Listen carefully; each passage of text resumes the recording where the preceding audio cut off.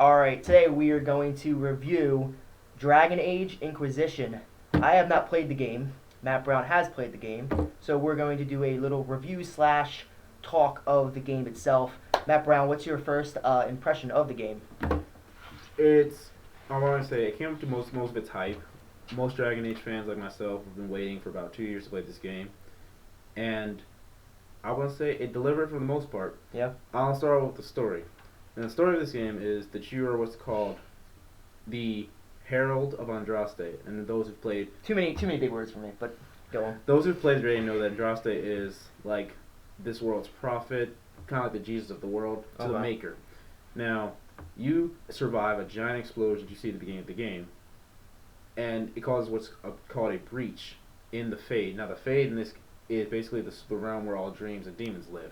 Okay. This happens, it causes an explosion. You're the only one who survives this explosion for some reason, and you're taken by this woman called Cassandra, who is the Seeker, and she's trying to figure out what happened because someone really important just got killed at that same summit, but you're the only survivor. Okay, you're the only survivor. Now, this is the first beginning of the game. You find out that you have a mark on your hand, and Some Pirates of the Caribbean 3 shit. I wouldn't say like that. You find the mark on your hand as you travel with her to go figure out what happened. You run into what's called a rift. Now, these rifts are summoning demons into the world. Okay. But you, that same mark on your hand, can close these rifts. Okay. So they know that they don't know if you did it or not, but they know you can close the whole. So you're kind of like a prophecy type of thing. People think that you were sent by their god to save them from the tragedy. So it's your job to start the Inquisition, which is basically the higher power in the world. Like, it's basically like a secret organization that used to be active when needed to be before the Chantry, which is like this world is mostly governed in style of like Roman Catholic. Like, the religion dominates the world mostly. It makes all those decisions. It's the government. Okay, now this is the third game, right? This is the third game. Now, does it explain that in the first two games? Yes. Okay, so this is kind of a sequel. This is technically the third game. Okay. Now, as you make your way, you find out that only you can do these. But here's the thing: depending on your character you make, people act differently towards you. Like, you're an elf. That's cool. People don't like Qunari. It's your job to go against the government itself, to act as a whole other power in order to save the world. It'd be like if the CIA stopped working for the United States of America. They now run under their own power. Oh, that's pretty cool. So the story is, like most Dragon Age games, is that you go around meeting new people, finding allies, and building up a team to fight an evil force. Now, what I want to talk about this game versus story element versus all the other Dragon Ages is that in the first Dragon Age, you pick a character who has somewhat of a preset backstory. You really could do much of it. You can mess with it to the degree like how you acted, but it was set in stone. 2, you weren't able to change your character's like form. They were always a human. It's just matter they were a mage, warrior, rogue. And you had more freedom to make choices because you weren't a set backstory, but you still weren't able to choose your race. Here you could choose all the races, including the Qunari, which you've never been able to do before in any of the Dragon Age games. Okay. And depending on your race and actions, it actually does change the way people look at you and act towards you. You get approval ratings from Now in this game, is it, because I used to play World of Warcraft when I was a little bit younger, is it kind of like that in the aspect of character development and stuff like that? In a way, yes, because of the fact that in World of Warcraft you did have like armor, weapons, things that like affect you but different stats wise. The same concept. The only difference is your character itself is not only control because your allies, you can control them as well. Yeah. Gotcha. Okay. What didn't you like about the game? The only thing that I really don't like about the game, right, is that they introduced a new mechanic in the game, which is the jumping. Okay. Now, it may seem weird, but in most RPG games, you never could jump. You never could jump in the other ones. You can't jump in the games. You just ran upstairs and everything. They introduced a new jumping mechanic because they wanted to make it more free roaming, more 3-dimensional. Because like much like World of Warcraft or something like that. I like World of Warcraft, but also like the fact that if you saw a mountain, unless there was actually a set path, you can't jump the mountain. Here now you actually can do a little glitching to get up the mountain. And the reason is for that because now, like of course the game's called Dragon Age. There are dragons. And some of these dragons are places it takes a while to get to, so you need to do some traversing. What I don't like about the mechanic is that the way they've done it, it's either you completely miss a jump, or you can miss time it so you get stuck and glitch out. Okay. Another thing is that I don't like about it is that sometimes they make it so that what your character does or what they should be doing doesn't work out. Because what they incorporate into from both games is that fans like me like the original style of the gameplay, and then the other fans still don't like the second one because more was fast paced. Yeah. So the first one was just like you put your guy here, he does his attacks, you hit combos, it works. Or you did it in 2 where it was like more fast paced God of War style, you just smash buttons. Yeah. In 3, they took a time to combine both. Combine both. What they did is you have what's called a tactical map that you can pull up at any point in battle and tell your guys what to do. The only problem with this system, though, is now that, unlike the first game, where you can actually just pause combat and like move your guys around, this one actually does overhead view.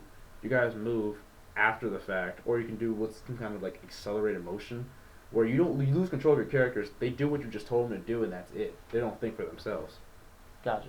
Now, the things I like about this game, though, I like the fact that your person changes how people act to you. Yeah. Like, it's the most simplest things, but like just being like, for example, I was an elf mage. Now elves are already disregarded because they're elven people in this world. We don't really like elves, and also I'm a mage, and mages are the most scariest people because people are all afraid that their emotions will get over, be possessed by demons. So I was a double whammy, and I was my whole purpose. I wanted to prove people wrong about elves and mages. So it's a really good opportunity for you to change the world because you're doing this to save the world. Yeah, and I feel like also everyone has a different story, kind of, because everyone reacts to you differently. Yeah, because so everyone kind of, not different story, but in a sense, a different profile. Yeah. All right. I'm trying to just think about how the game, because I've never even seen the game. If you could take 2-3 games and put them in that equals Dragon Age, what would those games be? You know what I mean? The best way to put those 2 games together would be Skyrim combined with, at best, I would say, especially a hard one. Skyrim pretty much covers it to the point where, because you get to do everything you can do in Skyrim, you can do almost in this game except bring followers and whatnot. But another thing would be like, I guess you say Gears of War turns like you're in a squad all the time and it's you guys together. And even when you get downed in this game, your other guys can pick you back up. Oh, okay. Out of the 3, what's your favorite one? I'm guessing this one because you I did beat it. I did beat it. We're not gonna spoil anything here.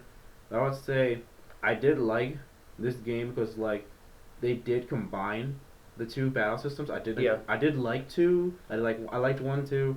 But when they fused together, it works perfectly. Yeah. And also, that's kind of a hit or miss. I feel like that could either if you combine 2, they could be going for something good, but they could completely miss it.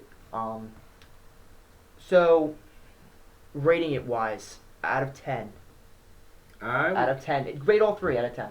Dragon Age 1 was a 10 out of 10. I think I won Game of the Year that year. More personally, I really believe deserved that rating because it was such a great story and characters, and like best part is you follow with the story. Yeah. Dragon Age 2 got like an 8 because even though they still had great characters, the story itself you felt like you had no control. It's all about the story. You just went along for the ride. Yeah. This I get a 9. Even it's not as perfect as the Dragon Age Origins could have been.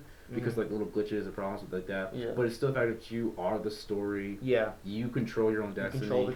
You basically control the story. Right? I mean, it even says in the back of the game, lead them or fall. Because if you really wanted to, you can just completely mess up the world. Oh, really? So that's pretty cool. You're not forced to make the good choices. You have the option. So you really have the option, kind of to just fuck up the world. To really the world around you, everything you do has. I guess you could say an outcome. Ripple effect, yes. Ripple effect, okay. And there's some choices you can't even. There's no real good way out. Some people will die in this game that you don't want to die. Oh, really? No way to stop it. Wow. All right, cool. So last thoughts, real quick. Some last thoughts on everything. Last thoughts is this game is definitely playable, very repeatable. You can because no matter what you do, you always have a different kind of story to go through. Yeah. Though one last thought is make sure when you get this game, you've played the other games, you go on DragonAgeKeep.com. and log in with your Origin account so that your old game saves will actually matter in this game because that's another issue in this game is that like most Bioware games like But Mass Effect, for example, is a very popular game. You're saved, just carried over into the next game. And it was that simple. This game, they've changed it so you have to go on the website, log into your game account for that EA or BioWare, and actually map out what you did, if not already import it. That's the one thing. That's another thing I don't like about it, because like my thing was incorrect, kind of. So I had to like call EA and get that fixed so I could enjoy the world I made, because I want to go in a world that the default people made, because that's the one on the part. But other than that, it's a great game. Definitely replayable because you get different outcomes. Two-player? Can you do a two-player type thing? Or? You can do multiplayer. I haven't messed around with it yet. I believe it's more of a combat style multiplayer. No, actually, no, I'm wrong. It's actually combat style multiplayer. But the way it works is it's like dungeoning. You get to go with other people into a dungeon together and see how you guys play out. But you don't get to like join other people. It's not like Fable where you can join other people's games. You just work together to go through a dungeon. Gotcha. Keep that in mind out. Dragons are no joke in this game. Dragons are no joke in this game. Dragons take forever. Dragon Age. Dragons are no joke in this game. Alright, guys. Peace out.